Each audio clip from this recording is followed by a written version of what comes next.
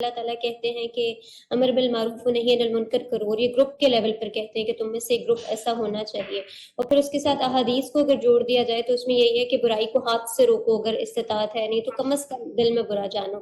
تو ایک تم مجھے پھر سوسائٹی کے لیول پر سمجھا دیں کہ لوگ اسی آیت کو ریفرنس بنا کر اس طرح کے پروٹیسٹس کرتے ہیں یا دوسروں کے اگینسٹ پرزیکیوشن کرتے ہیں.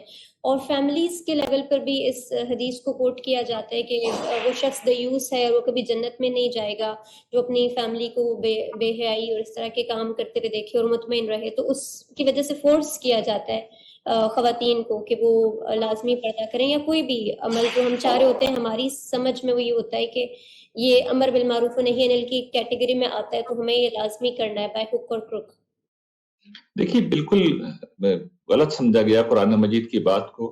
میں ایک لفظ کی وضاحت کر دیتا ہوں. یہ آیت قرآن میں کئی جگہ آئی ہے، یہ حکم ہے، اور اس حکم کا اصل مقصد یہ ہے کہ معاشرے میں خیر و شر کا شعور زندہ رہے، لوگ اس سے لا تعلق نہ ہو جائیں. جس طرح شیاطین ہوتے ہیں جو دین حق سے، فطرت سے، صحیح بات سے لوگوں کو ہٹاتے ہیں، اسی طریقے سے کچھ لوگ اٹھیں اور یہ اپنی ذمہ داری بنائیں. قرآن نے دیگر مقامات پر بھی اس کو ایک دیگر اسلوب میں بھی ایڈریس کیا، اور وہ کمال طریقے پہ اسلوب کیا ہے. اسے کہا گیا ہے کہ تواصوا بالحق تواصوا بالصبر، اور یہ نجات کے جو بنیادی تقاضے ان میں سے ایک ہے کہ یہ کام کرے آدمی. تواصوا بالحق تواصوا بالصبر، حق کی تلقین کرے اور اس پر صبر کی تاکید کرے. اسی کو پھر امر بالمعروف اور نہی عن المنکر کہا گیا ہے. لیکن اس کا مطلب کیا ہے؟ دیکھیے یہ جو الحق ہے، یہ جو معروف ہے، یہ جو منکر ہے، یہ کسی کا فہم دین نہیں ہے. یہ وہ مسلمہ چیزیں ہیں جن کا حق ہونا، جن کا درست ہونا یا جن کا غلط ہونا بالکل اسٹیبلش ہوتا ہے. اس پہ کوئی علمی بحث نہیں ہوگی. اسی پردے والی مثال کو لے لینا. یہ جو آپ کا حجاب ہے یا پردہ ہے، اس پہ کئی نقطہ نظر اس امت میں پائے جاتے ہیں. کچھ لوگ سمجھتے ہیں کہ خواتین کی آواز تک نہیں سامنے آنی چاہیے. کچھ لوگ یہ کہتے ہیں کہ ان کی جو ہے وہ آنکھوں کے اوپر بھی کوئی جالی پڑی ہوئی ہو. کچھ لوگ کہتے ہیں ہاتھ کے اوپر گلوز ہوں. کچھ کہتے ہیں کہ جی چہرے کا پردہ نہیں ہے. کچھ لوگ کے نزدیک ہیڈ اسکارف بھی کوئی ضروری یا لازمی نہیں ہے. تو آپ کو تو ان سے علمی گفتگو کرنی ہوگی نا. آپ اپنا نقطہ نظر ان سے واضح کریں گے. یہ کوئی اسٹیبلش مسلمہ سچائی ہے ہی نہیں کہ جس پہ آپ لوگوں سے یہ کہیں کہ یہ تو تمہیں کرنا ہے. یعنی چوری ہے، جھوٹ ہے، دھوکہ دہی ہے، ظلم ہے، تعدی ہے، ناانصافی ہے. یہ چیزیں ہیں جو اسٹیبلش ہیں. اس پہ آپ جب بھی توجہ دلائیں گے، اگر کوئی کسی کو ناحق مار رہا ہے اور آپ اس کو روکیں گے تو یہ بحث نہیں پیدا ہوگی کہ بھائی میں مارنا تو بالکل درست ہے، ظلم کرنا تو بالکل درست ہے. یہ پہلے مرحلے پہ اس کو بھی پتا ہوگا کہ ظلم کرنا غلط ہے، اور آپ اس کو ظلم سے روکیں گے، ناانصافی سے روکیں گے. تو پہلی بات تو یہ سمجھ لیں کہ یہ جو معروف ہے، منکر ہے، اور یہ جو الحق ہے کہ قرآن مجید نے اسے کھول دیا ہے، یہ کوئی ایسی چیزیں نہیں ہیں جن کو اوپر علماء کی آرا الگ الگ ہوتی ہیں. اس پہ انسانیت کی آرا بھی الگ الگ نہیں ہوتی. دو انسان بھی اس کے اوپر الگ نہیں کھڑے ہوں گے، ایک ہی جگہ پہ کھڑے ہوں گے. جھوٹ سب کے لیے جھوٹ ہے اور سچ سب کے لیے سچ ہوگا. تو ایک چیز تو اس کا سمجھ لیجیے، اس کا تعلق شریعت کے احکام سے نہیں ہے. خاص طور پر میں مثال دے کے بتا دیا کہ حجاب جیسی چیزوں میں جس میں اتنے اختلافات پائے جاتے ہیں. پھر مزید یہ کہ یہ جو امر نہیں ہے، اس میں عام طور پر اس کا ترجمہ یہ کر دیا جاتا ہے کہ حکم دینا یا روکنا.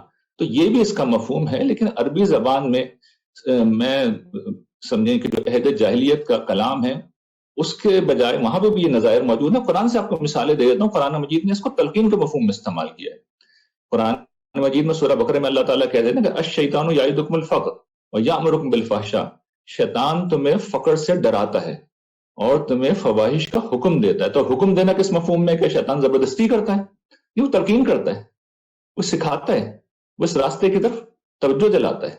اسی طریقے سے آپ اس کا اپوزٹ دیکھ لیں کہ ان الصلاۃ تنہی عن الفحشاء والمنکر، کہ نماز فواحش سے روکتی ہے اور منکر سے روکتی ہے. تو نماز کے ہاتھ پکڑ کے روک دیتی ہے؟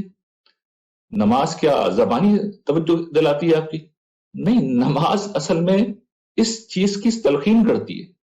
نماز یہ چیز سجھاتی ہے، سمجھاتی ہے کہ بھئی خدا کے آگے نماز میں سر جھکایا ہے تو نماز سے باہر بھی اس کی بات مان. تو یہ تلقین کے مفہوم میں ہی زیادہ تر استعمال ہوتا ہے. اور دیکھیے حکم تو یہ اس وقت ہوگا نا کہ جب آپ کے پاس اتھارٹی ہوگی، کیونکہ حکم کی کوئی نافرمانی ہوگی تو آپ کو سزا دینا ناگزیر ہے، ورنہ حکم نہیں رہتا. حکم کے مفہوم میں یہ بات شامل ہے کہ نافرمانی پر سزا ہوگی. تو یہ بات اگر ٹھیک ہے کہ اس کے اندر حکم کا مفہوم آتا ہے تو وہ کسی شخص کے دائرہ اقتدار اور دائرہ اختیار میں آتا ہے. جیسے حکمرانوں کے متعلق قرآن مجید نے کہا ہے کہ الذین ان مکناہم فی الارض اقاموا الصلاۃ وآتوا الزکاۃ وامروا بالمعروف ونہوا عن المنکر. یہ وہ لوگ ہیں جنہیں ہم زمین میں اقتدار دیں گے تو نماز پڑھیں گے، زکوٰۃ دیں گے، نیکی کا حکم دیں گے، برائی سے روکیں گے. چنانچہ اسی اصول کے اوپر حکمران پر چوری کی سزا دیتے ہیں، زنا کی سزا دیتے ہیں، قتل کی سزا دیتے ہیں، تلقین بھی کرتے ہیں، وہ سمجھاتے بھی ہیں.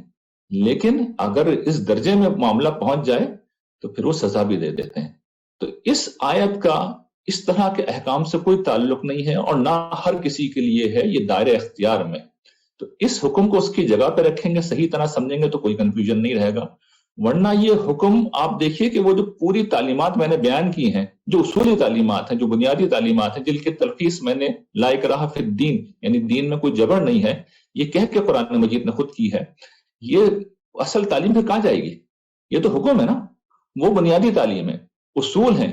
تو احکام کو اصولوں کی روشنی میں سمجھنا چاہیے. اور زبان کے پہلو سے بھی میں نے ایکسپلین کر دیا کہ اس کو جامع طور پر اس طرح لینے کی نہ کوئی گنجائش ہے اور نہ اس کا کوئی امکان ہے.